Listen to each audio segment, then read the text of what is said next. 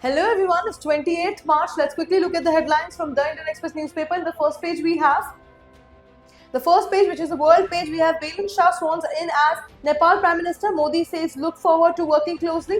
Then we have G7 ministers demand an end to attacks on civilians in Iran war. Then we have Ukraine closes on West Asia deals to help counter Iranian drones. Then we have Iran-linked hackers breach FBI chief's personal email, publish photos and docs. Lastly, we have a non-profit in France is fighting fast fashion waste one sneaker at a time. All these news are very important for international relations perspective. Then we have debate, even dissent should lead to decisions in national interest, says VP. Then we have major relief for oil PSU, center reduces excise duty on petrol, diesel. Then we have transgender advisors who quit council were kept in dark about bill, minister skipped meet. Then we have Trump extend Hormuz deadline, Iran says nuclear facilities have been targeted.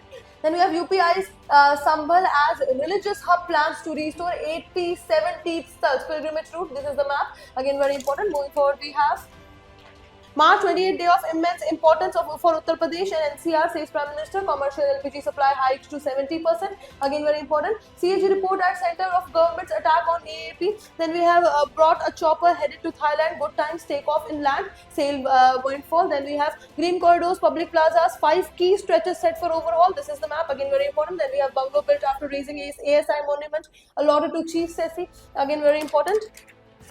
Then we have Assam polls about Himanta Sarma led Congress versus Congress with Tarun Gogoi's ideals. Then we have SIR impact, gender ratio of Bengal voters declined for first time in 13 years. Then we have fridge and hope, every home, how welfare state has evolved in Tamil Nadu. Again, very important. Then we have commercial LPG supply up to 70%, focus on steel, auto, textiles and chemicals. Again, very important. Moving forward, we have excise duty cut to not burden citizens, says Finance Minister.